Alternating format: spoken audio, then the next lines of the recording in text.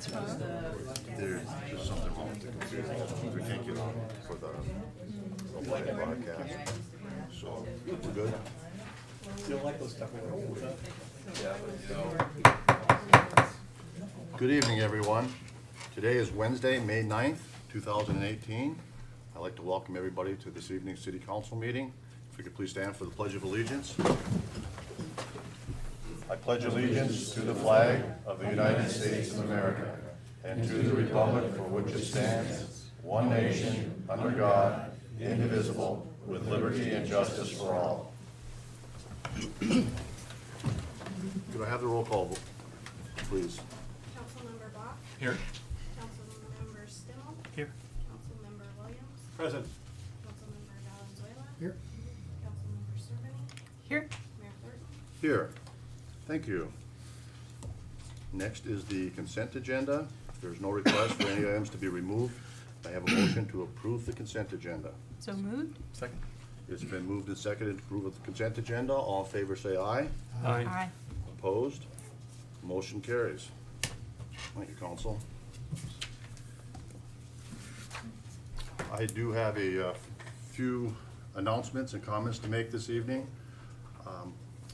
Last Wednesday, May 2nd, I had a town hall meeting. I have a town hall meeting the first Wednesday of every month. Had a pretty good turnout for that meeting and had some good discussion. And one of the things that we talked about, and it's also because of an incident that was brought to the city council's attention about a dog that was attacked here in the center a couple weeks back. So we were talking about the leash law. I've also talked with a few of the city council members about the city establishing a leash law. And I've also requested that the city attorney, Mr. Kearns, prepare a draft leash law that we can present to the council and have some public hearing and discussion with that going forward. So I do want to just bring that to everybody's attention that the city is moving forward with that. And once we get it to the council, of course, they will be the ones to decide whether or not we establish a leash law here in the center. Another topic that we talked about was the speed limit on the center road. I understand that the 50-mile-per-hour signs went back up today, so the speed limit is back to 50 miles per hour. And that's 50 miles, 50. Just an update on the 4th and Pacific Roundabout project. That is now scheduled to begin on May 21st. The city is just waiting on a permit from Department of Ecology for stormwater. So it's been delayed a little bit, but right now it's scheduled to start on the 21st. I just would like to thank the volunteers in La Center that have placed the yellow ribbons on the La Center Bridge. Appreciate it. It's great that we acknowledge our veterans and current men and women serving in the military. So thank you for doing that. They look great. Also, a reminder to the City Council that next Wednesday, May 16th, we'll be having a work session here at City Hall. There'll be presentations from both FCS, and they'll be discussing the citywide system development charges for the wastewater treatment plant, and Wallace Engineering will be presenting the latecomers agreement for the conveyance line from the center wastewater treatment plant out to the junction. And again, that will be starting at 6:30, and it'll be here at City Hall. Another item that came up at the last City Council meeting was the inspection for the community center. I just wanted to let the council know that inspection has been completed by the fire marshal, and so the city is current with that. And the city fire marshal will be returning to the city later this week to complete the inspections on all city buildings. So we're having that done this week. I just also want to say that the flyer for the community development director position, economic development director, is going to be sent out next week. So it's pretty much been finalized. I do want to send this flyer to each of the city council members. If you have any comments or suggestions before we finalize it, if you would please get back to me with that, I'd appreciate it. And then just one other item here is the schedule for the concerts in the park has been finalized. The first concert will be June 30th and it'll be Harvest Gold, a tribute to Neil Young. So we've got that to look forward to, and we've got, looks like 6 concerts scheduled for this summer again as well. So again, something to look forward to. So that's all I have this evening for the council. Next we have is the attorney's report. Mr. Karen, do you have anything? You know, I don't have anything that's interesting. Right now, the land use case, it's just motions to get all of the appeals together, consolidated, and scheduled before the Court of Appeals, and it's kind of boring. That's all that's happened. Okay, well, your world boring is good, I guess. Sorry. I guess that's good news for you then. Yeah. So next are council comments. Councilmember Holt. Thank you, Mayor. Yes, I have all kinds of stuff tonight. Since the last council meeting, I've had a couple of citizen comments come to my attention that I think need to be discussed this evening. The first that came up is the vandalism and the graffiti that has appeared in Heritage Park and even just outside Heritage Park. I think there's some even on the mailbox down the street, and then there's a fence on a private property that abuts, excuse me, that abuts the park. Public Works got involved with that. I know that they did a cleanup, but the comment came back to me is that the cleanup is not thorough. So I walked over, took a look at that myself, and I'm concerned with what I see. You can still read through some of it. You can tell there's been an attempt to clean up the spray paint, which I appreciate. But it's still pretty obvious that there is graffiti, and the graffiti on the 8-foot fence section on the adjacent property owner's property has got gang symbols that I saw when I lived in Los Angeles back in the 80s. My point is, I think we need to be very adamant about keeping this under control. If you don't get it cleaned up right away, it just invites more, and the 14s will then soon be covered by the 13s, who will then have the 14s next door. And it just kind of builds on itself. So I've been in touch with Public Works already, and I know that things are happening to get that cleaned up. But I just wanted to pass that on to you, that I'm very concerned about that, and I hope that's not the beginning of anything that's developing in our town. If we stay on top of it, I think we can keep it under control. Second thing, I've had comments about the traffic barrier that's at the intersection of Aspen and I think it's West 13th Way. It's looking pretty tacky. I agree with the person that contacted me. As it turns out, the builder or developer of that property is the builder who built my home, so I know him. So I contacted him directly. I contacted him over the weekend. He called me on Monday morning, promised me that he would get involved, and by the end of the day, he sent someone out with some number of boards, not as many as I would have liked to have seen. But there was a, I don't know, somewhat lame attempt to try to patch it up. It's a little better, but not what I had in mind. The builder surprised me in the sense that he wouldn't commit to continuing to maintain that barrier. He seems to feel that the boards are being stolen. The barrier has been up there for about 12 years. He said he's got hundreds, if not thousands of dollars into materials and labor to keep those barriers repaired, and he wouldn't commit to continuing to keep that looking good. He did tell me that the barriers will come down when a final plat is filed with the city, and but I asked him when that would happen, and he said he didn't know. So here we are with barriers that look a little better, but not to the standard that I personally would like to see them. And I just think we need to watch that, and maybe I'll need to get the city involved on that. I thought I would start at my level first to see if I could get some response from him. Last item I have has to do with fireworks. I know it's a sensitive issue, but I bring it up because the Clark County Council had a public work session yesterday, and I attended that. Now, it wasn't a meeting of the stakeholders. It was an actual work session. Most of the people attending, I thought it was interesting, most of the people attending were retailers of fireworks. I didn't see any representatives from cities there, and there were a couple of reporters that were present as well. I just wanted to fill you in on the basics that went on. And by the way, there is a good article in the Columbian this morning also about that meeting. Fire Marshal John Dunaway pretty much summarized the input that was received in the stakeholder meetings. And a young woman by the name of Marilyn McCall, who was a neighborhood program coordinator, presented a summary of the data that was collected from the survey that was on social media. She said that about 7,600 responses were received for that survey, and she said that's one of the best responses that the county has ever received when they have solicited that kind of a survey. The key points that she mentioned and concerns that the citizens responded to were, first, the fire hazards. Noise came in second, and then garbage and litter came in as a third concern. The center's rankings came in exactly as the county did overall.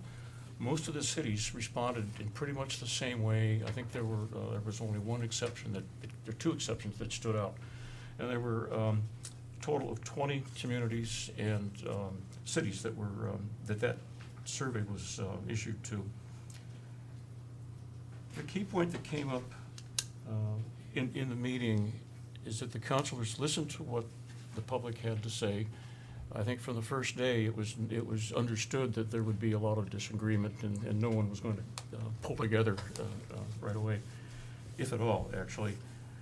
So how the day ended was with Chairman Bolt proposing that the county limit the use of fireworks to 2 days, limit sales to 4 days, with 2 of those 4 days always falling on a weekend. And by the way, this is about July only, not having anything to do with New Year's. There was no mention about mandating safe and sane fireworks. That's left off the table, excuse me, for the time being. What the councilors decided to do was to proceed to the hearing process, so there will be something more coming along those lines. But what they would also like to see is all the areas and jurisdictions and the incorporated communities all align with whatever it is the county comes up with. It's still a long road ahead. There's no way to know how this will turn out. But there will be more coming, and as I learn more, I will keep you informed of what develops. So, okay, so that's all I've got. Yeah, So, no, good report, yeah.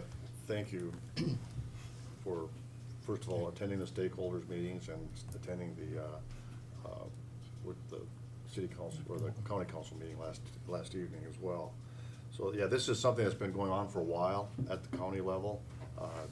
The goal with the stakeholders meetings was to get the county as well as the cities involved in a process where ultimately whatever came out of that stakeholders discussion, all the jurisdictions would pretty much fall in line with similar ordinances for both the sales and use of fireworks over the 4th of July.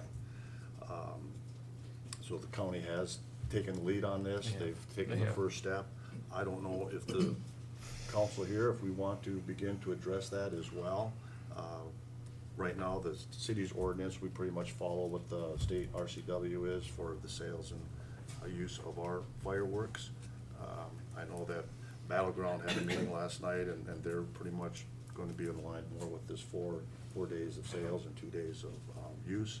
And I believe some of the other cities are going to pursue that as well. So the issue here is if the council wants to take that on, it's something that we would have to address, and correct me if I'm wrong, Dan, but again, we would have to, if we do want to address our ordinance and make any changes, and for it to be effective for 2019, we can't change anything for this year, but we would have to act before the 4th of July this year. So we'd have to get it on the agenda and have the appropriate review process and discussion by both the council as well as the community. Right, state law requires a delay in effect of these kind of regulations. Right. So, with that being said, does this council want to address that and start looking at some options and try to align ourselves more with what some of the other communities in the county are doing? It's really the council's call. I certainly would like to see, with the fire background, I would certainly like to see some type of restrictions. The mornings after are always a big mess to clean up. The whole city gets affected. Stuff's laying on houses. It's a dangerous situation. So I think it's worth our discussion. And if we can get conformance in the entire county, that'd be wonderful. Mhm. I don't know if it'll happen, but I'd certainly say we should workshop it and come up with a Okay. Doug, what alternative. was the county councilors, what's their schedule on this? Are they gonna do something, adopt this year before the 4th, so it's effective before the 4th next year? That's what it sounds like to me, yes. Yeah, that wasn't mentioned specifically, but to sit in the room and to listen to them talk, I got the impression that's what they wanna do. Okay. You start moving now then. Yeah. Yeah. So is that something you can research and find out what kind of, with the ordinance? I'm sure there's a draft of an ordinance out there somewhere. Sure, I'll Yeah. sniff it out and find out and kind of get things queued up. And y'all should think about a hearing schedule, so you have enough time to consider, take public testimony, and get it adopted. Right. And you could do it, this would warrant an emergency clause adoption, since I think you should give a lot of public participation. In the past, when we've tried to tweak it, there's no such thing as a tweak. No. These are pretty protracted hearings. A lot of people have a lot of opinions about it, and it affects them all. So you can't kind of zip this through.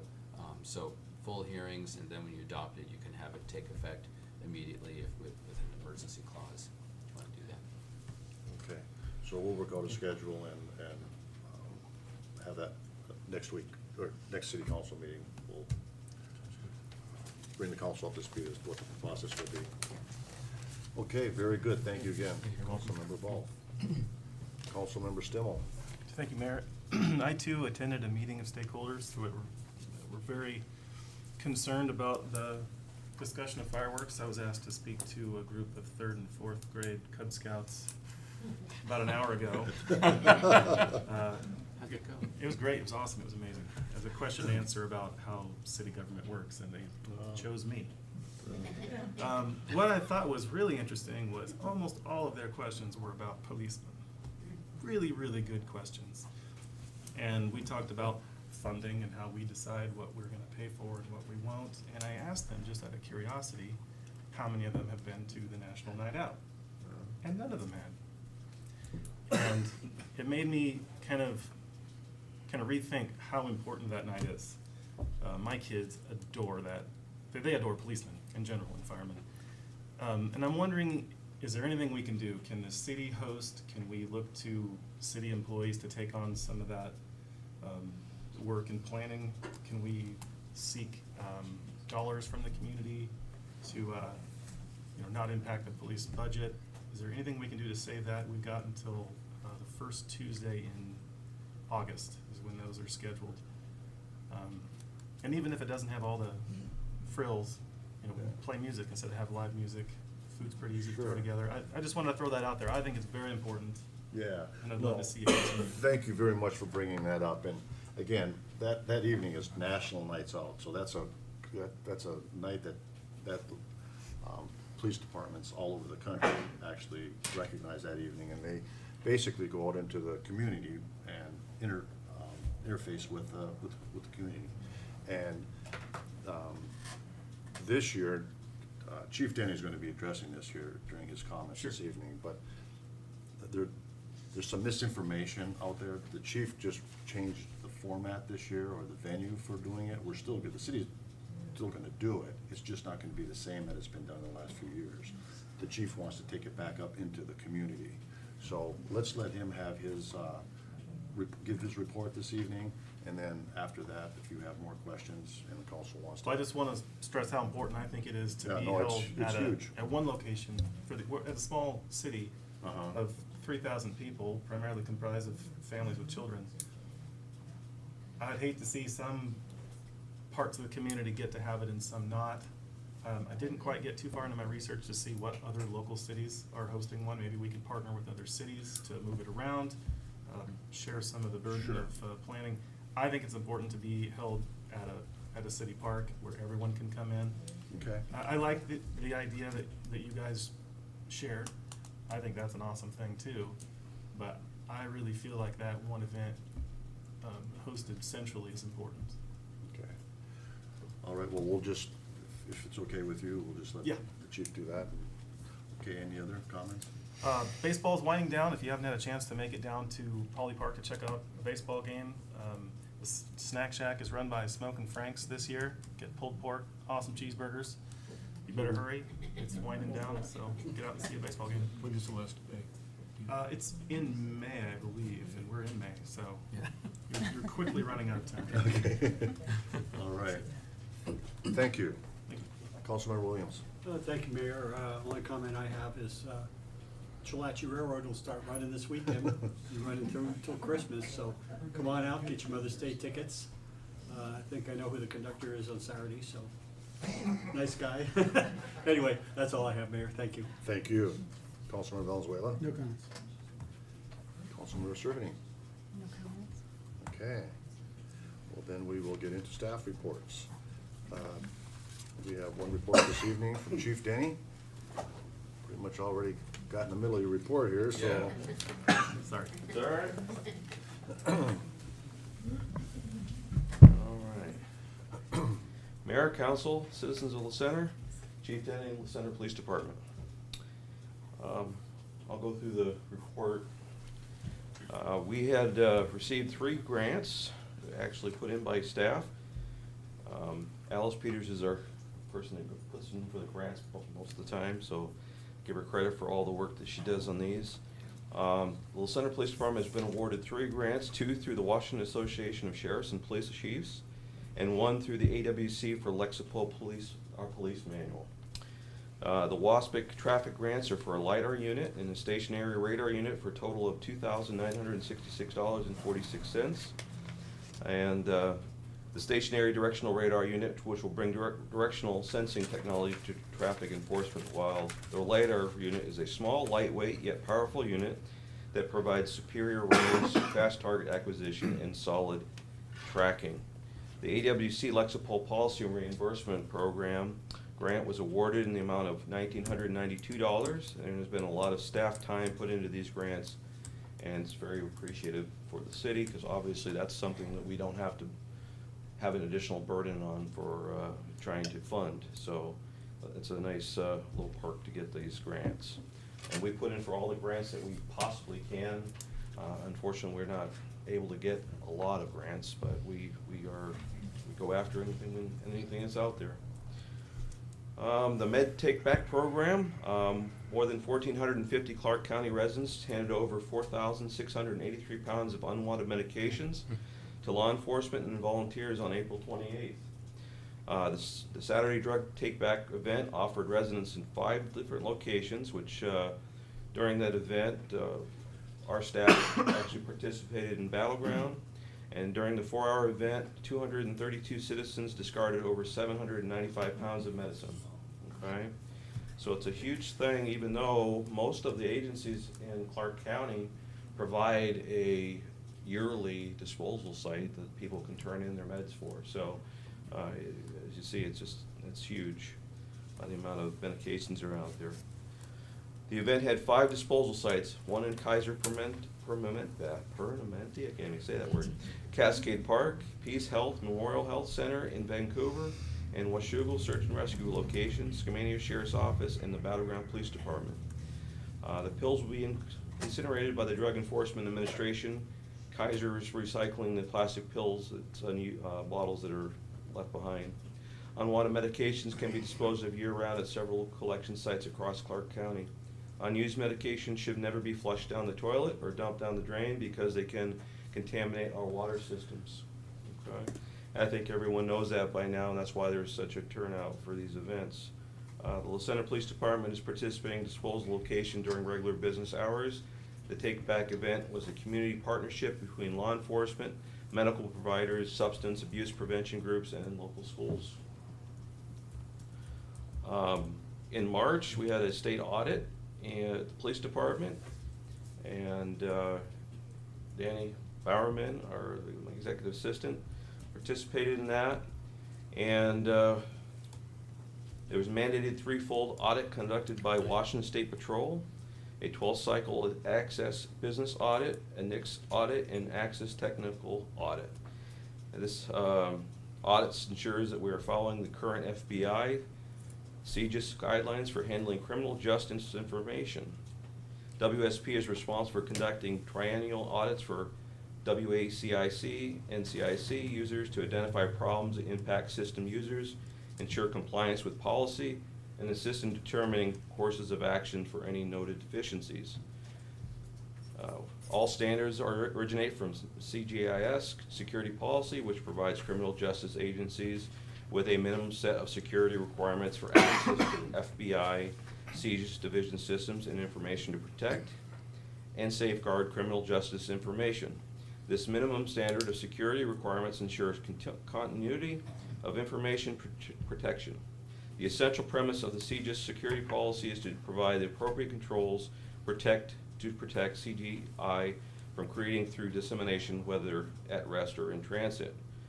We passed the NCIS audit and the Access Technical audit, which we're very pleased to be in compliance, and we're working toward correcting a few deficiencies currently at the police department for our state audit, which, as you can see, that's why the front door's been locked and a few other things, but that's forthcoming. We have things in place currently. We're gonna have the front counter worked on for the barricade, and some other types of locks put in for the police department, so we can be in compliance with the state. So with that, the last page of my report is the stats for La Center, and I won't go in through each one of those. You guys can look at the pretty graph that was made and the information that's there. If you have any questions, you can just ask me, and I will be pleased to answer any questions that I can. On a couple other notes, things that were brought up today, the incident that happened at Heritage Park with the graffiti. This was the first we've had in quite a while of that nature. I basically found it the next morning, driving into work, and we got on it right away. Public Works was notified and came out as soon as they possibly could to take care of what they could.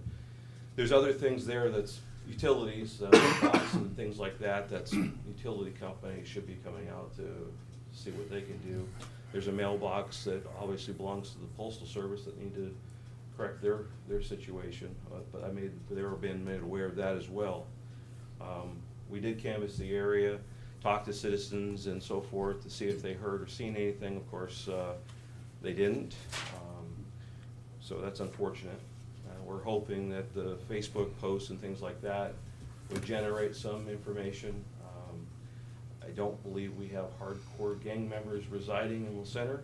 I do believe we have some people that maybe moved to La Center that have children that lived in other areas that probably picked up some of that tagging from that culture, from those areas. So we're working through it still. Hopefully we'll, again, this was an isolated thing to date, and we haven't had any other graffiti since that incident, so hopefully that'll remain the case.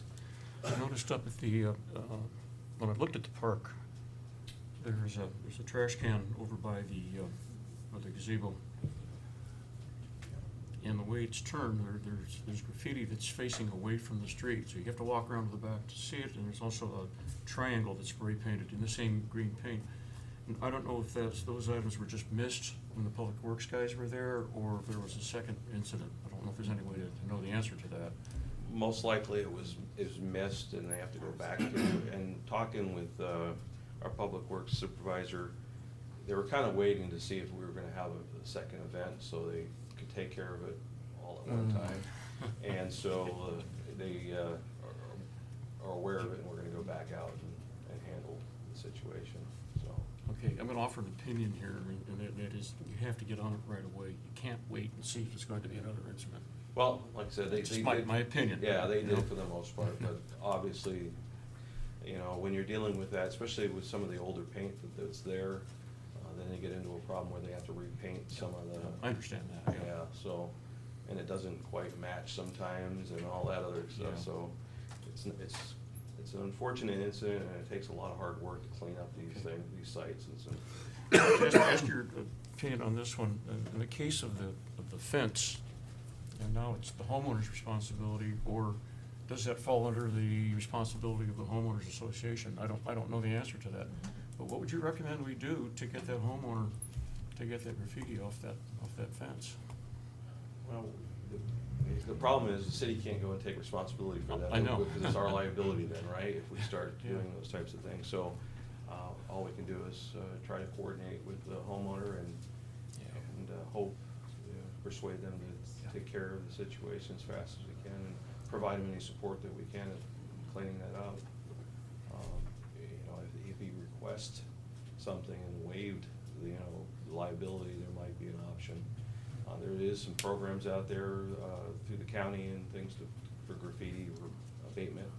I don't know if we qualify for that, but we do have work crews and things that come through and clean up, and they might be able to help out in that area as well. Yeah. Well, hopefully this is a one-time incident and we don't have to go to that level. Yeah. Okay, thank you. Yes. Good question for you, Chief. On the stats, the premise check and suspicious, are those call generated, or are those originate from just policemen on patrol? Policemen on patrol, there's, premise checks are basically the house checks that we do for people when they're on vacation. They put in the security request forms, and then others are basically self-generated, where they will do their own checks of the parks, checks of the businesses, and those types of things as well. So they'll run through those parks, shine a light around Saturday nights, Friday nights. Mhm. I live right across the street from there. I'd love to see that, just 'cause it's dark back there. Sure. The gazebo's a little lit up. Surprised they did it there, but.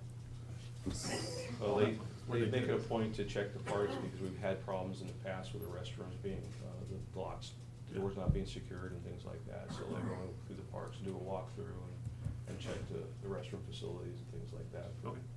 Yes. Chief, I recently took some over-the-counter meds in, and Alice took care of them. Do you want to comment on how they should be packaged? Because I had to repackage everything. Well, we don't take the containers any longer, so it just takes up too much space in our facility, the box that we have. So what we're doing now is just asking that the pills be dumped into a plastic bag, sealable bag, so we can put it in our disposal unit. I had a really full gallon bag, and we had to repackage it after I repackaged it to take it out of the container, so it just has to be able to fit in a gallon bag. Yes. Yeah, the containers take up a lot of space, and we hold on to it for quite a while before we can actually have it disposed of. So we're asked that it's no longer kept in the containers that it's comes in. So. And as far as National Night Out, go into that since that's a hot topic. I agree, it's a great event, and it's become bigger than where our staff is able to actually support any longer. And quite honestly, a lot of communities, and the whole point of National Night Out was to get people out and meet their neighbors in their neighborhoods, and have police come by and support that endeavor. It was never meant for the police department or the cities to provide a service to the community for providing entertainment and food and so forth. However, that's something that we was able to do because we were in some good times when businesses were able to provide a lot of in-kind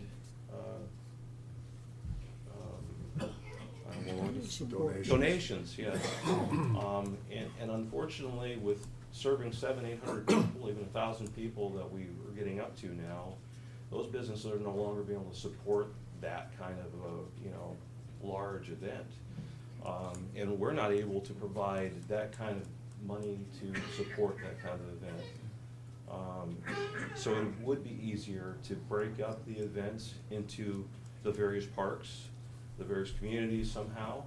And our officers support that by going by and doing whatever we can do to support whatever organization or whoever, homeowners associations or group that would like to do that as a community and give back to kind of the spirit of National Night Out, and that's kind of having a potluck neighborhood gathering for people to get together and know their neighbors. Unfortunately, when we do it in the big park, you really don't know your neighbors. People don't get to see their neighbors on a regular basis, and then they go down the park, they don't really know who the neighbors are either. So this was be hopeful to get people back into that community neighborhood environment and provide a good service still. I think it's doable. I think there's enough spirit in La Center to pull this off, to have several events, or even one large one if somebody would like to do that. But to be able to serve and have those kind of donations, it's very difficult to be able to do that, you know, and expect that from the police department to do. It takes a lot of staff time prior to, during, and after that event.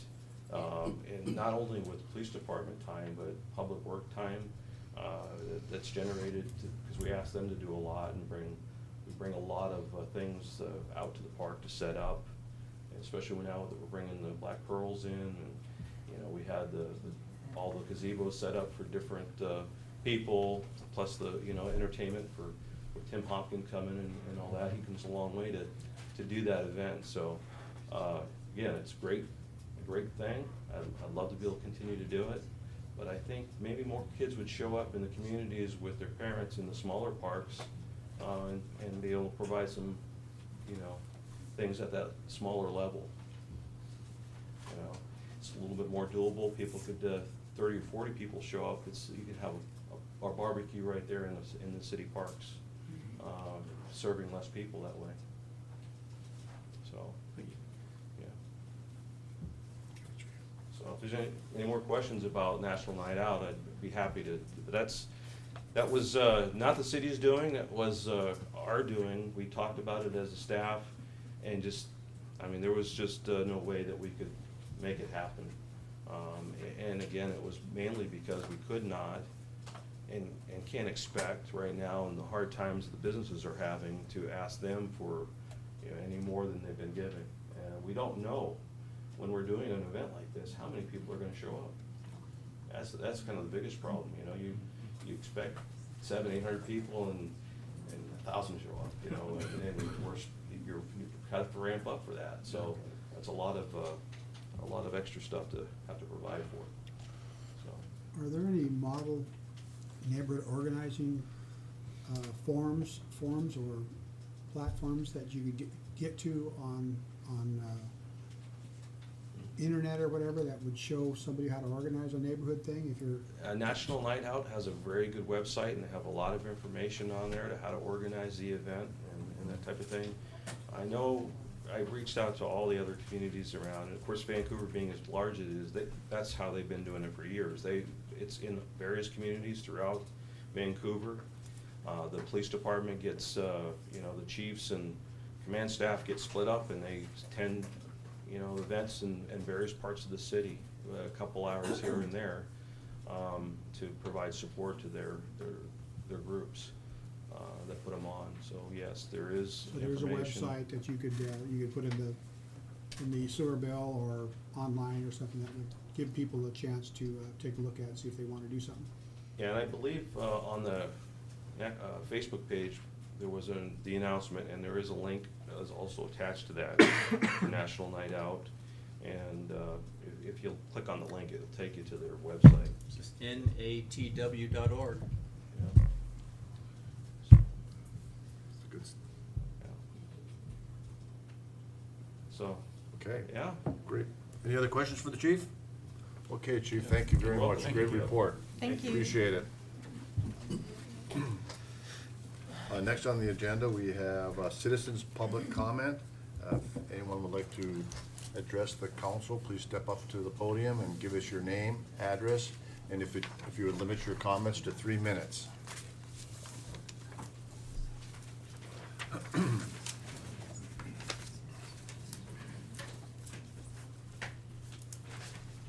Al Fillo, 152 West 15th Street. On the 28th of May, being Memorial Day, American Legion Post 189 will have a ceremony out at the cemetery out here at 11:30. I'd like to see you all there.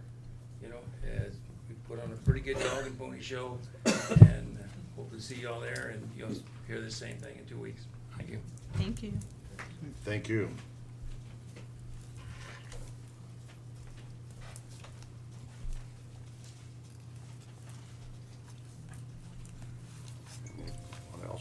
rest of the council? Okay, seeing no one stepping up to the mic, we'll move on to presentations. This evening, we do have one presentation, Commission on the Aging update. We have two presenters here this evening, Jackie Camp and Amy Gross. So thank you very much for being here this evening, ladies, and Thank you. look forward to seeing your presentation here. Well, good evening. My name is Jackie Camp.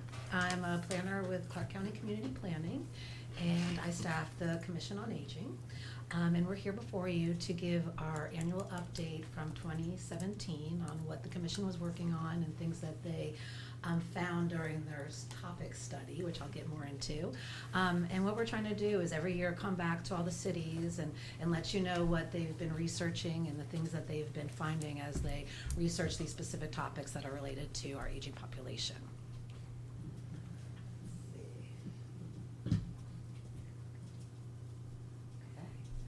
So, to give you just a little background and overview, the Commission on Aging was created in 2012 by the then Board of County Commissioners. And it initiated out of an 18-month study in which more than 24 people from across the county and a task force evaluated the community's readiness for and ability to serve a growing number of older residents in our county. This diagram illustrates the work in which the commission is engaged. Education, awareness, and advocacy are the means by which they carry out their charge to provide leadership to manage the Aging Readiness Plan, which was the output of the task force created. So Clark County, as everywhere in the country, is anticipating a huge surge in the number of residents 60 and better. Today, 1 in 6 residents is 60 and older, and the number will increase to 1 in 4 by 2030. With a silver tidal wave coming our way, the Commission on Aging is charged with implementing the strategies of the Aging Readiness Plan to improve the community's capacity to support its growing older population and ultimately benefit all ages. The Commission on Aging is a county-wide commission that focuses on 4 areas: housing, supportive services, transportation, and healthy communities. Every year, the commission dives deep into one of these areas and has a monthly speaker series with different experts who highlight key findings and recommendations where the county is doing well or where it could improve services for the 60-plus demographic. But oftentimes, the recommendations are for areas that could benefit people of all ages who live in the county. So in 2016, the commission's focus was housing. So their recommendations were aimed at encouraging the construction and remodeling of homes and neighborhoods to be places everyone could visit regardless of ability. We used the word visitable to describe barrier-free housing accessible to all residents and visitors. Visitable has become a benchmark term to measure how well the housing market is meeting the needs of those 60 and older who wish to age in place. So some of the successes they had during their housing initiatives was a summit that they had at the end of their focus area, bringing the policymakers and professionals in housing to discuss what challenges our communities face and what opportunities there are to improve. We also had couple homes in the 2017 Northwest Natural Parade of Homes that included some universal design elements, which is the first time we've had that, so that was encouraging. The Remodeled Homes Tour featured this house you'll see here, a just completed remodel that provided independent space for an aging family member. So you can see the ramp, this is the rear of the house, up to the person's independent living space. In addition, Evergreen Habitat for Humanity continues to collaborate with the COA on housing plans that will incorporate universal design elements, those visitability, where people have the ability to have come in without a no-step entry, a bathroom on the first floor, and open and larger doorways. And as a direct work of the Commission's advocacy, Clark County councilors, for example, approved code changes to allow for more urban and rural accessory dwelling units and cottage housing. These changes will increase housing types for smaller households and promote housing affordability. The city of Camas has adopted a policy in their comprehensive plan to increase the number of single-story barrier-free homes and increase the number of accessory dwelling units. The city of Ridgefield has developed an incentive program to increase the number of visitable homes. Now I'm going to pass it off to Amy Gross. She's one of our Commission on Aging members, and she's going to talk about what last year's focus, which was supportive services, and the Commission's findings and recommendations. Thank you.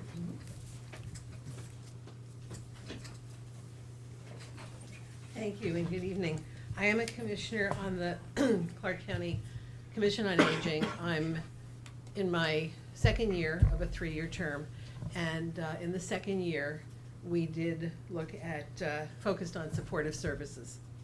The major findings from our speaker series included Washington ranks as one of the best states in which to age. We knew that. Nationally, non-paid caregivers save taxpayers millions of dollars. However, less than 1% of caregivers in Washington tap into caregiver services because they don't think of themselves as as caregivers, or mistakenly believe that services are an income-eligible program.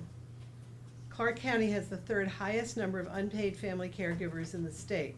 Support for family caregivers is crucial. Mental health disorders such as depression and anxiety are frequently believed to be part of the aging process. They are not part of normal aging. This misconception contributes to low rates of diagnosis and treatment. Isolation can lead to depression, and the more a person is depressed, the less motivation they have to engage in social activities. Social engagement is essential. Older adults in the U.S. have the highest rate of suicide of any age group. Let me read that again. Older adults in the U.S. have the highest rates of suicide of any age group. Older adults comprise 13% of the population, but 19% of all suicides. More alarming is how many die by suicide after reaching out for help. 20% had seen a physician that day, 40% had seen a physician that week, and 70% had seen a physician that month. Many organizations and agencies in Clark County provide supportive services for our older residents. Unfortunately, many seniors and family members are unaware of the resources. Seniors must be connected to those services. We have recommendations. One of them is to increase, oh, I have it. Is that where we, no. I need to go up. I'll get there. No, there we go. Increase efforts to raise awareness of services available for people 60 and older. For example, our partnership with the Area Agency on Aging and Disabilities of Southwest Washington, with them on March 29th, we put on the Supportive Services Summit and ongoing efforts thereafter. Another important partnership is with the National Alliance on Mental Illness. It lets more people know of the services available for mental health issues, especially depression and suicide. In the 2012 Aging Readiness Plan, Clark County noted the importance of these and other partnerships, such as Clark County Public Health through its advisory council. We need to celebrate and build on our progress. Additional memory care homes are a recommendation. We need more facilities able to accommodate the anticipated increase in dementia patients. Smaller assisted living communities. Residents of these homes have increased reports of mobility and social interaction and fewer reports of weight loss and depression compared with residents of larger traditional nursing homes. Socialization programs that support isolated seniors, such as intergenerational programs in care facilities, or the Elder Friends model that pairs up seniors with a volunteer to visit seniors in their own home.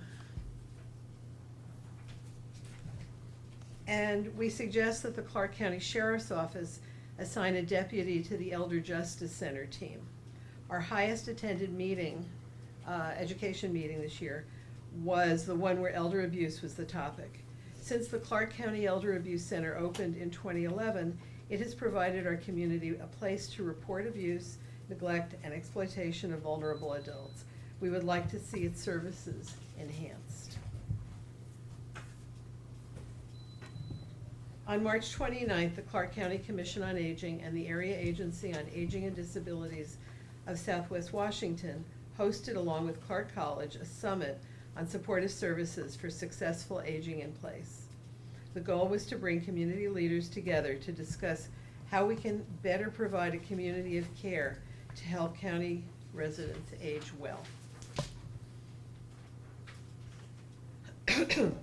Our 2018 focus is on transportation. In 2018, the commission is focusing on transportation because it's important everyone have access to parks, public trails and recreation, shopping, and medical facilities. Some of our transportation topic areas for this year are listed here. Where are they listed? Oh, they're listed here, and we can give you this brochure. Everyone in the public is invited to our meetings where we become educated and the public can ask questions and comment on, excuse me, these topics. Excuse me. We've already heard.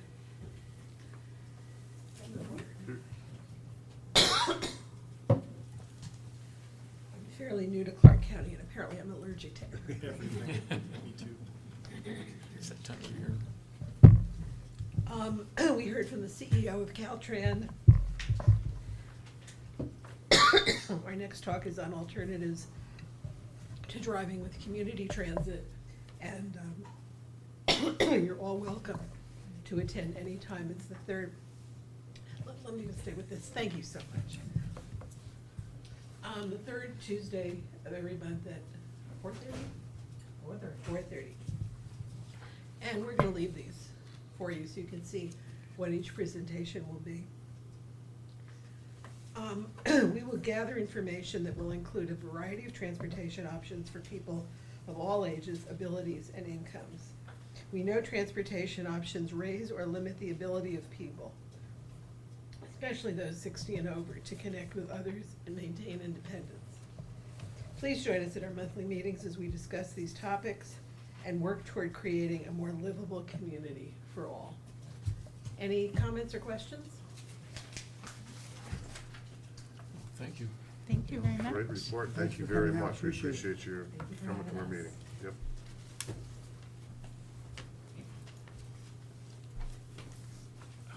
I guess one comment is we're gonna be just discussing cottage housing here in a little bit, aren't we? Yeah, no, it's kinda interesting, it's gonna fold right into what we're gonna be talking in a little while. In fact, I noticed in their presentation, there was one photograph that looked like it was taken of Yeah, a cottage house. Yeah, no, I noticed that. Okay, so next on the agenda, we have a public hearing this evening. It's a public hearing will be for the Transportation Capital Facilities Plan. We have a representative from DKS and Associates this evening that will be conducting the presentation, as long as for staff, Mr. Eric Eisman, our city planner, will be here as well. So, Mr. Eisman? Mr. Mayor, members of the council, citizens, Eric Eisman, consulting planner for the city. It's a pleasure to be with you tonight. My job is to introduce the speaker, basically, and then to help her answer any questions that you might have. I do want to remind everyone, though, that what we're here to talk about tonight is an element of your comprehensive plan, that is required under the Growth Management Act, just like your Parks Plan and your Development Code regulations are. So it's an important part of our compliance with the state law. We have had a number of work sessions. You've attended a joint work session with the Planning Commission, where RIA has made a presentation. We also conducted a public hearing with the Planning Commission. They forwarded their recommendations to you for passing the comprehensive, or the capital facilities plan for transportation. And it comes in two parts. One is the CFP, the transportation CFP, and that CFP, when adopted by ordinance at, I believe, a later date after the city attorney has That's correct. has developed It's the not gonna be ordinance. this evening. I think the next city council meeting was Right, queuing it up. correct. And then after that, and then as part of that, and as part of a separate discussion, we would be able to talk about the transportation impact fees, because the capital facilities plan for transportation drives the transportation impact fees. We're not here to talk about setting rates this evening. Unless you have questions, I'd be happy to do that. So with that, I'd like to introduce Rhea Fusikowski with DKS. She's done a great job. I've had a pleasure working with her in a number of different jurisdictions, and I'm welcome her to our meeting tonight. Thank you. Thanks, Eric.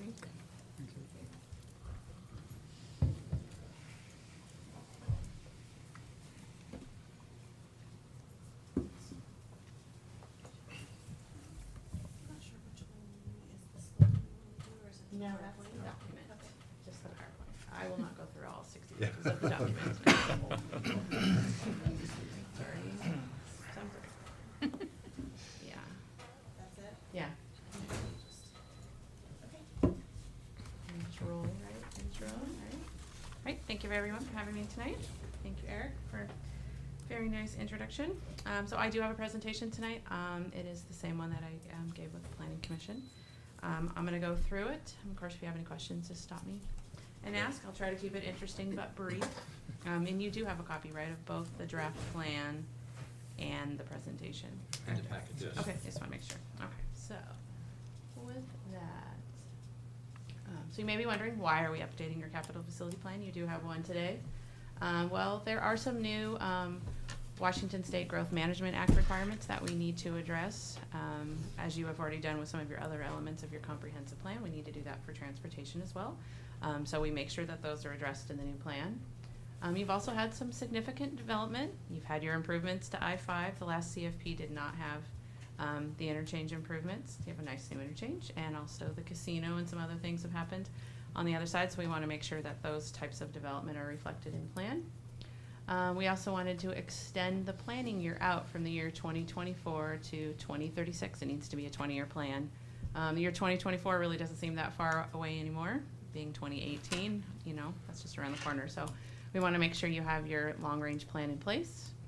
The city also adopted recently the Junction sub-area plan. That is that area just east of the I-5 interchange, and there's some new urban zoning in that area, so that's incorporated in our recommendations as well. We also took a fresh look at a couple projects, one being the need for a second bridge across the East Fork of the Lewis River. Your current CFP does have that as a project in there. And then we also wanted to take a fresh look at the funding of the projects, and as Eric mentioned, what a new project list could do to your traffic impact fee rates. So that's what we were focused on with the update. So a brief look at the process and the schedule. We started back in the middle of 2016. Here we are about 2 years later. And you can see the little red circle. We're at the very end, the adoption process. This feels good. So we started at the beginning, looking at the regulatory and funding framework. Those are fancy words for just saying we reviewed all of the background documents associated with transportation, and did an assessment of where your transportation dollars and funding come from. We did a detailed look at the transportation system, both for the existing conditions today and then also that future year 2036 system, and identified what your needs would be. Then we went through various potential solutions for motor vehicle, pedestrian, bicycle, transit, and freight. We look at all of those. Once we worked through the solutions, we came up with the draft capital facility plan. That was back towards the end of 2016. And then we took a little bit of a hold. The city knew that the Junction sub-area plan was coming, and they wanted to make sure that that was incorporated. So while that was done, we kind of sat tight, and we did help review part of that sub-area plan and made some recommendations for the city. And then we revised the draft capital facility plan in 2017 to incorporate the Junction sub-area plan. And then here we are, the adoption process in 2018. So some of the key findings that we found when we started in 2016, the existing conditions, about 20% of the arterials and the collectors that are inside the urban growth boundary provide sidewalks on only one side of the street. And just to clarify, so you see on the map, we don't just restrict our view just to the city limits. We actually look at the entire established urban growth area boundary, just to make sure, because, you know, as properties annex in, the city limits is really not the focus, it's the entire urban growth area. So we did look at all of that. There were a couple key bicycle gaps. 4th Street between downtown and the schools near Highland really came up as somewhere where people would like to bike, and it's a pretty popular area, but there's really nowhere for bicyclists on that road. We found that the highest volumes in town are on La Center Road between I-5 and downtown, no surprise. There are about 9,000 cars a day right now. And then today, only one intersection has operational issues. It's 4th at Highland and Ivy in the morning, so surprise, the school's right there, and if anyone drives through there, yeah. So that's associated with the school. The rest of the intersections meet all of the performance standards today. So future growth. So when we take our look at the year 2036, we also estimate what the level of vehicle traffic would be in the year 2036 in the city. And the way we get there is we look at some land use forecasts that we get from Clark County. And we start, I don't want to get too much in the weeds, but if we look at what the growth is in that growth column right there, we focus really on growth in housing, and we look at growth in employment. So you can see from the year 2010 to the, oh, Sorry. no, it's okay, I can even point. From the year 2010 right here to the year 2035, we're estimating almost 1,900 additional houses in the urban growth area, and just over 2,300 additional employees. And when we convert those to vehicle trips, that's just over 2,500 vehicle trips in that evening peak hour. So that is a significant amount of growth in the urban area. We do scale it back a bit because we are starting at year 2016, and we just want 20 years of growth. We scale it back. So we are actually looking at these numbers and the 2,052 additional vehicles citywide when we look at our traffic projections. So any questions on that? No? Okay. All right. So planned transportation projects. So there were several documents that we looked at to put our draft list of projects together and what we would be evaluating. The Southwest Washington Regional Transportation Council has their own regional projects in the La Center area. We did look at all of the projects that are in your current 2012 CFP to see if they need to stay or not. There are several projects that are in the La Center Road I-5 interchange justification report that was done as kind of part of the casino work as well. So there's some of those projects that are still not complete. And then again, the Junction Sub-Area Plan has some recommendations in it that we carried forward. And then there were several alternatives that were identified by city staff. So that was the big laundry list of projects that we at least started with. Yeah, and new projects were added based on some future needs and some mitigation testing that we conducted. So moving forward to that year 2036, future conditions and needs, we found there were a few additional intersections that did not meet our performance standards that the city sets. The intersection of 4th at Aspen was shown to have some high vehicle delays, but as we worked through that, we do not have a project, a capacity project for that, with the understanding that there really are some local street connections available there. If 4th and Aspen, during certain times of the day, and it's really the side street on Aspen coming down, that could have some long delays. There's some other streets in that grid system that you could just divert your trip to. It's really nothing that we wouldn't spend $500,000 fixing that intersection if you could just go down a block. So that was just being some common sense. And then also 4th at Highland, down here by the school. There is some growth out in this direction, but again, we don't have an improvement project at that intersection, knowing that this T27 project and also some improvements to T28 would be built in the future, and those would relieve some of the pressure on that intersection by providing some alternative routes. We did highlight a deficiency at La Center Road in Timmin, so we have a project to install a 2-lane roundabout at that location down here. And then we also did see La Center Road in the 26th extension, which is part of this Junction Sub-Area Plan. We have a project to restrict the movements there to right in, right out, partly because of the site distance there, and also it's very close to a signal that's planned up at Paradise Park Road, which is Project T1. So those are the only intersections that we found to have some issues in the future. Yeah, go I ahead. have a question for you. The T27, is that through the new residential subdivision? Yes, it is. So that will create what's called cut-through traffic, possibly? Well, it's identified as a collector. So it is something that we're designating that we want vehicles to use, and it'll be built to the city's collector standard, which is There would be a which is fair amount of anticipated to. Traffic through there. There would be a fair amount of traffic on Yes, that road through a residential district. yes, Are there well, yeah. driveways going, planned to be directly? The city does allow driveways onto collector facilities, Limited, yes. limited, but, okay. He's asking about T27 going through the neighborhood. Okay, thank you. Sure.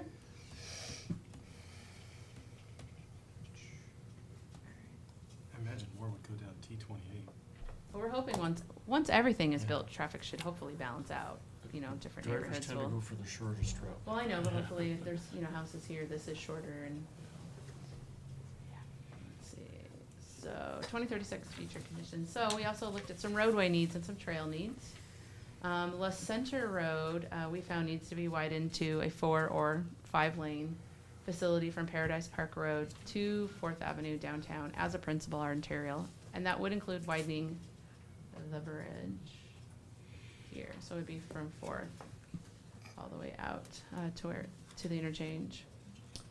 And then we also found that 4th Avenue needs to be widened to a 2 or 3 lane facility from Cedar down to Highland Avenue with the city's minor arterial cross section, and that would require a new bridge over the creek right here. What did I miss? Oh, sorry, I missed this. And then the widening of La Center Road would also include a side path on the south side of the street for pedestrians and bicycles. So that would come from the I-5 area. Sorry, this jumps all the way down and along here. Any questions? Okay, I'll just keep moving. There were 2 recommendations that did not get incorporated into the capital facility plan. And this is a clip from your current plan. The new, well, not new, but building a new collector from La Center Road out to Pacific Highway across the river. We were found, for various reasons, was found to not be appropriate for the capital facility plan. For one, it'd be a very expensive project, and it goes through the wetlands. It also goes outside the urban growth area, which is not allowed for Washington state planning. And we found that we really didn't need it. It was just pretty expensive. It would be more feasible to widen La Center Road that you have now than build a brand new facility. And without any development potential around it, I'm not sure. It'd have to be 100% city dollars to build it, so. And then also having a couplet downtown along 4th and 5th.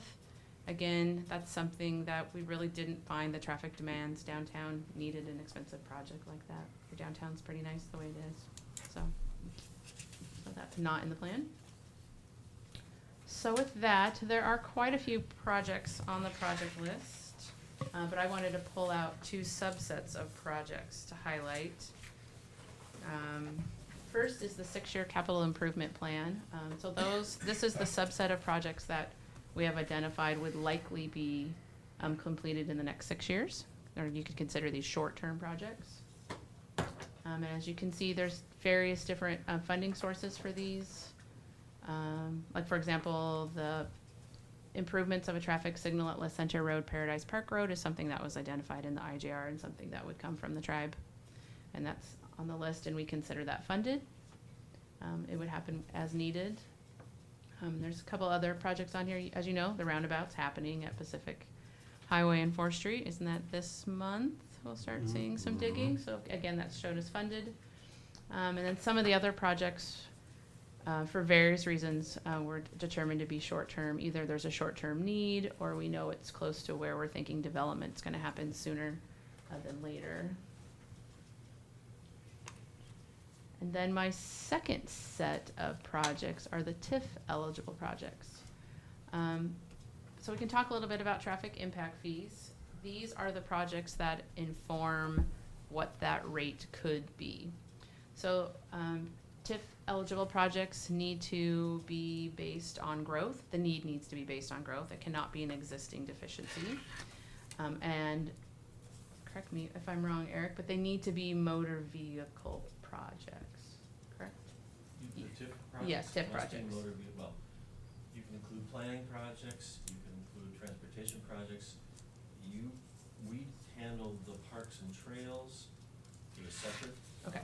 park impact fees, but you can use TIFs to put bikeways along the sides of Okay, if it's part of the cross-section, okay, Part of the okay. cross-section. Okay, thanks for the clarification.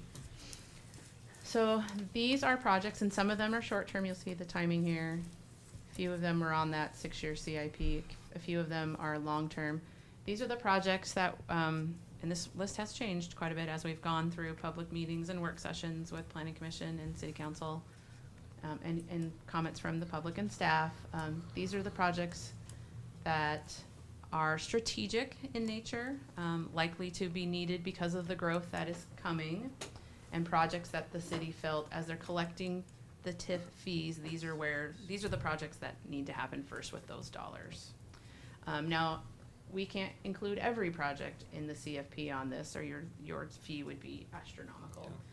So some of it is also a balance of what projects go on this list, and we'll get to the numbers in a minute, and what your fee looks like, and just how far we can go with those dollars. But this is the list right now that informs the financial discussion to come. So any questions on that yet? Excuse me. Yeah, sure. Jumping back a few slides. Oh, yeah. You were talking about improving the Center Road down to Fourth. Oh, mm-hmm. Will that interface correctly with the roundabout that's? It can, yeah, what we can do is we can have, the outside lane be a drop lane and force people to turn right onto Fourth, so then Oh, it'll. hit the slip lane? Yes. Okay. Yeah, so, and then, so we So the obviously, right we lane can't turns carry, into the yeah, chop so the 4 squeeze. lanes, and you go right back to a 2-lane section north of the Okay, roundabout. yeah. No, I just wanted to make Oh. sure we weren't planning something to widen the bridge and all of a sudden then we have to kill it. Oh, no, and honestly, it Third. works really well, cause your traffic really wants to split north and Yeah. to the east. So it works well. No, it doesn't always work that way, but it works well to have it split and drop the lane there. All right. Well, the other one too is on Fourth, Mm-hmm. improving Fourth from, was there something from the traffic circle? Out to downtown? Highland. I've got a comment from one of the business owners about when the parking was amended and they put that island in, kind of separating some of the parking places. You know where the crosswalk was? That they lost a parking space in there that was badly needed. The downtown business owners, I think, would like to see more parking.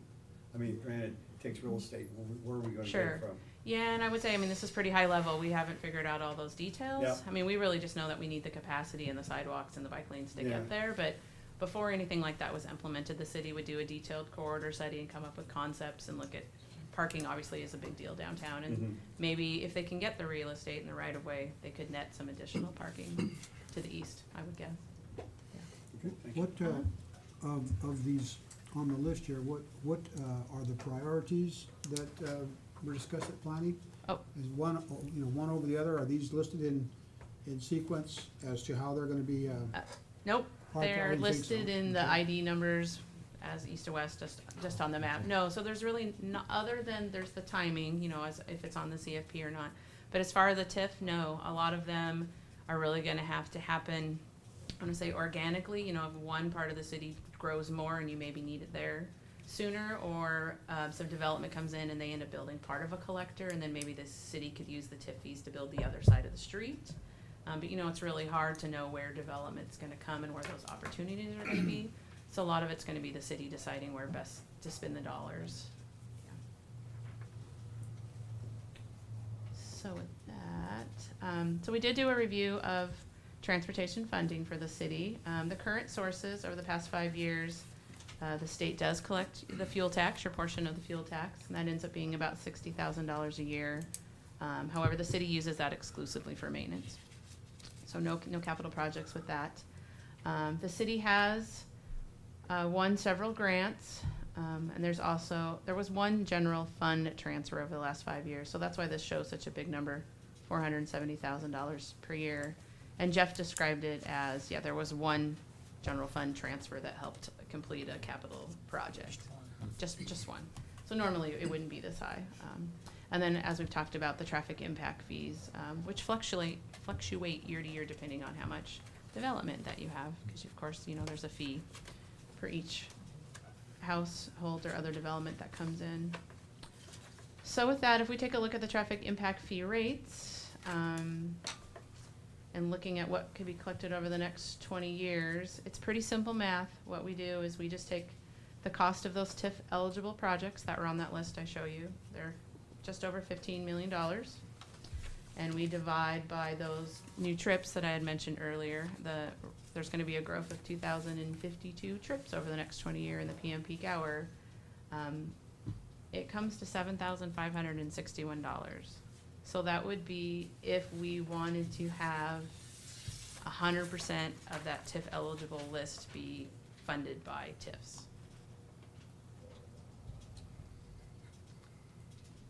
Is that my last slide? That is my last slide. So your fee right now, Eric, is right around 2,800? About 28, right? Yeah, so that is right now. So, I mean, part of the discussion is, the fee that you have today does not cover your current TIF eligible project list. I mean, there's been a decision to cut it back, you know, and cover only what you can. So it's a little less than half, I think, of what that is. So one strategy is you have less projects on your list to bring the fee down if you want to be able to fund more of it. But there is some advantages to having projects on the TIF eligible list. It's an incentive to developers at times if they want to build in an area and they want to be able to get TIF credits on some of the things that they're doing. It's kind of a carrot that you can dangle in places. So it's a complex issue, I guess is what I'll say, as far as deciding what's on your list, what's not, and then what percentage or all of that fee can you cover. Because again, you need to be, you know, aligned with other cities, and you're trying to, I'm not an economist, now I'm just got my traffic hat on, but you know, I know you're trying to entice development, but you also want them to pay their fair share, and what does that mean? So it's complicated. So do you guys have any questions as far as the capital facilities plan? Just a clarification Sure. on the 7th Uh-huh. That's in addition to our other fees This as is well. just your transportation impact fee, correct? You already have a parks and a sewer and probably water and all the other. And all the Yes, others, they yeah. all get packaged together, and we did look at that at Planning Commission. We looked at what the other fees are, because as they go up and down, other cities kind of go up and down. There is a table, I believe you guys, did they get the table? Or, I can answer your question. Well- The total combined park, school, traffic impact fees, and system development charges for sewer and water, if you put it all together, right now, the city of La Center, single-family residential is about $23,000. perhaps, yeah. And which is right in the ballpark of almost everyone else except for Vancouver, which has a totally different transportation system. I have a question. Sure. So I can see here on the table you mentioned what the TIF rate is for various cities around uh-huh. here. What I can't see is what the total amount of TIF eligible projects, new development would generate. How typical in your work do you see the impact fee be as shown here? Oh, 100%? 100%. I can speak for Ridgefield, because I do work for Ridgefield quite a bit. Theirs has been cut down to cover pretty close to what you guys have today. They're not fully covering their project list as well. I would say, in some smaller cities, that's typical, though Camus's is very high. Camus is $8,495. Yeah, I think Camus fully For single funds family. theirs. They felt that was a priority, and so they do. I know a lot of cities that I work for in the Portland metro area charge 100% for what they need, but that's a different market. I know some other smaller cities around Oregon, kind of a mix. It's probably anywhere from maybe 50 to 75% of their list is covered, but most of those it's rare for a small city to do 100%. But they really have to decide, you know, how hard do they need to get developers. Like a city at the coast, they can cover it 100% because they're at the coast. Yeah. People are gonna build, so. Right. So, that's a good question. Any other questions for me? Thank you for the presentation. Good presentation, thank you. Very good, thank you, Rhea. Of course. So this is a public hearing. If there's any other discussion that the council has amongst ourselves before we open up the public hearing? Okay, so at 7:55, I'll open the public hearing. If anybody would like to address the council, please step up to the podium and give us your name and address and limit your comments to 3 minutes.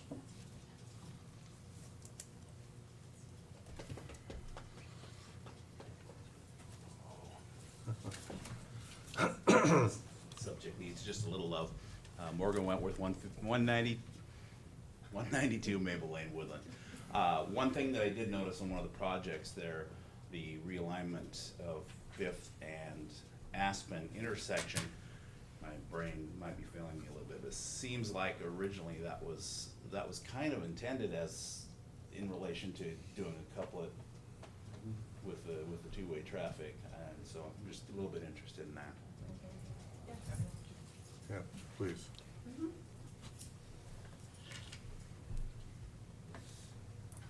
Thanks. Our intention with that project was really based more on safety and the sight distance at that intersection, and as the volumes grow, it's going to be harder for people to come out and be able to see, if there's a gap that they can accept there, and right now it's, stop signs on two sides and then it's free on the other.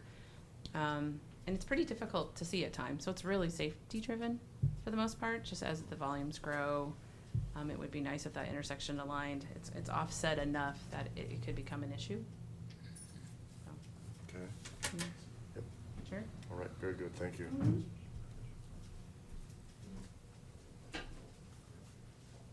Skip Carlson, 35915 Northwest Jenny Creek Road.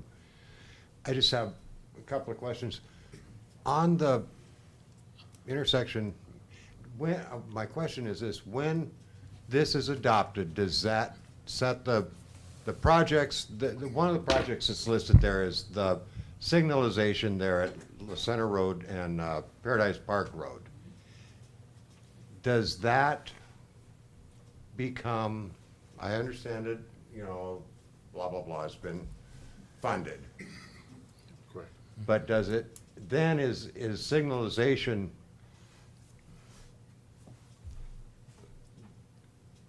is it prioritized as only signalization? In other words, I use that intersection a lot. It's horrible the way it is now. Could that project be considered to be a roundabout rather than signalization? I know that there's the funds are blah, blah, blah. But rather than a signal, could it be modified to be a roundabout? I don't know how much that locks it in. This list by adoption of this. Okay, Is so what I'm no, asking. Rhea, please answer that, yeah. Yeah. So as part of updating the CFP, we did discuss what the intersection control could be at that location.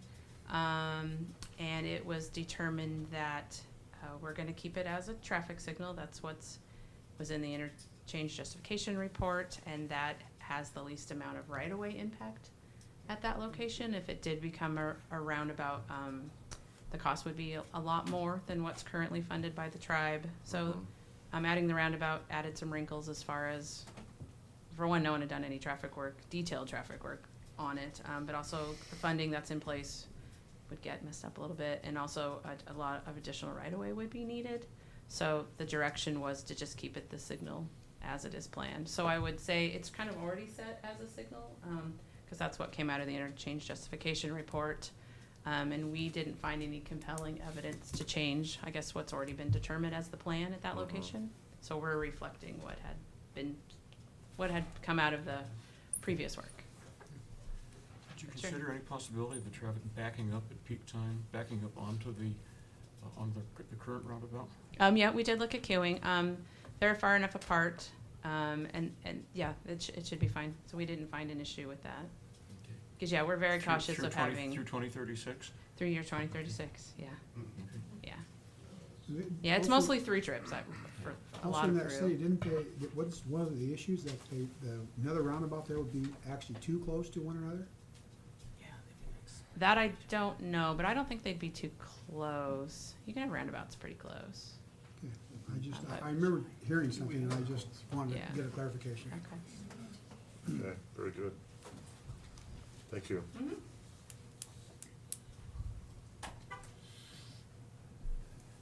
Any other? I'm gonna, then I will make a comment. Skip Carlson, 359. Blah, blah, blah, blah, blah. At that point, if it's gonna be locked in at the proposed signalization, I'll go on record as saying, I think that's piddle poor plan on behalf of the city to put a signal up there. Just knowing the way the traffic flows. I'll just go on record as saying that, that's Okay. all. Very good. Okay. Thank you.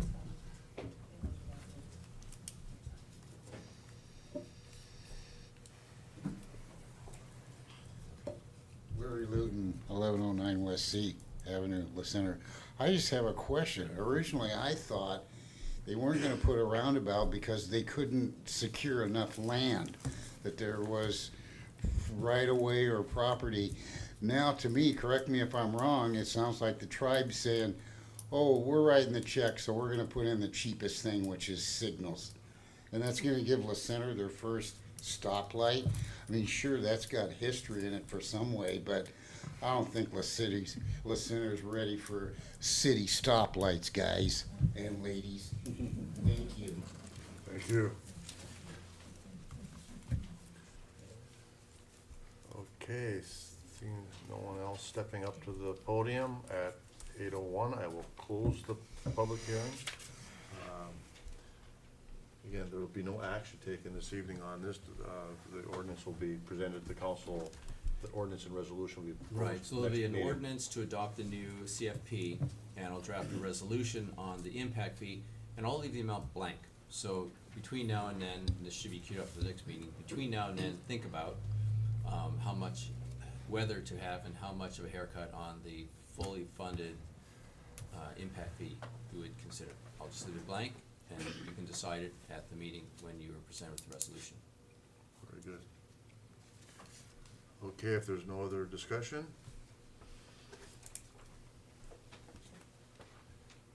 Mayor, Yeah. should we scratch a little bit on that traffic impact fee now, so we have food for thought? I mean, the attorney brought it up, and there seems to be a pretty big gap between the 100% point and where we're at now. I mean, just to get the council's feel for it, I mean, whether we should leave it, we should bump it up some, I mean, like Camas does theirs at 100%. I don't know that bumping it up a little bit is gonna change Something's a wrong. whole lot when you look at the whole total development fee per house, you know, 20-some-odd thousand. I don't know, can you offer any insight into trends that are happening with this, or the towns or cities going more towards that percentage, or is there? I would, in my experience, I wouldn't say that the jurisdictions are moving towards more fully funding. In my experience, they're still trimming, as Dan said, the haircut that they're offering. I think Camas is unusual.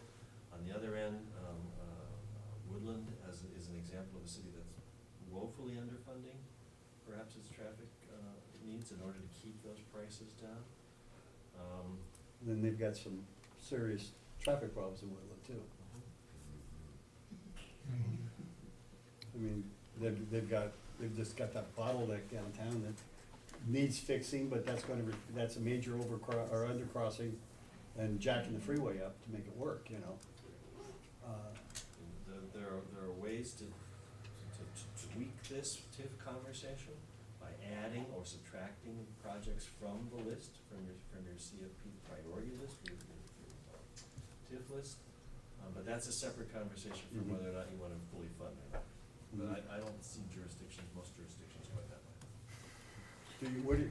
Do you have a consensus on well, I guess it wouldn't matter what the percentage of funding would be, you know, what their number is, because it's gonna just depend what's in the funnel, for project funnels. Yeah, okay, thank you. I just want to mention as well that on next Wednesday, the 16th, we're going to have a presentation from both FCS as well as Wallace Engineering, and that'll be a discussion about the system development charge and also for the latecomers agreement for the fees for the construction out to the interchange. And those numbers are going to play into this equation as well. It's all cumulative in my mind. In addition to, it'll be added on to. Added on, so I think that's one of the reasons we set it up this way, so we could get all that information out to the council. Okay. And again, it's cumulative, so we'll have to look at all the numbers, and we really don't have the analysis prepared for this evening. Okay. As far as comparative analysis. That's fine. But, so that will be the task for the next city council meeting, really to address that fee. So I don't wanna No, that's stifling fine, a yeah, conversation here, no. but we're really not prepared for Okay, in-depth. that's fine, thank you. I think it's important to you know, look at the macro, because as we, like most cities, are in the dilemma as to what those fees are gonna be. Traditionally, most cities that I've been around have been underfunded in all categories. They, you know, somebody comes in, makes a big development, causes all kinds of havoc to the local traffic, but nobody thought about all these impact fees.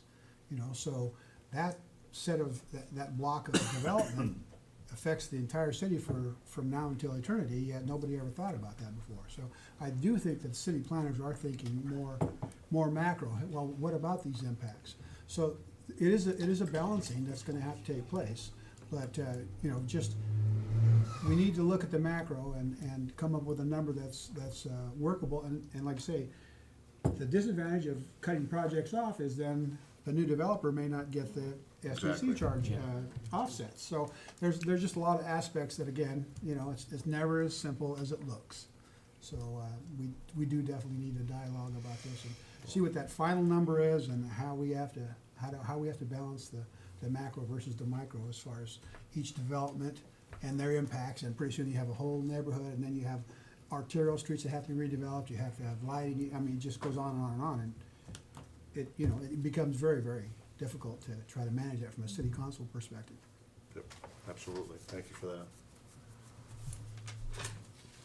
Okay, again, I want to thank you, Rhea. Great presentation, great work.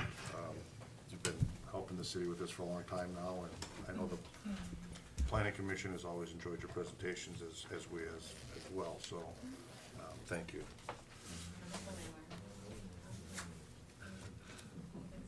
Okay, so the next item on the agenda for this evening is the executive session. I am going to need to cancel that executive session for this evening and postpone it to a future city council meeting. And then after this evening's meeting, we will go back into session for a work session on cottage housing, provided that the city council wants to go through that still this evening. The presentation should take about, how long, Doug?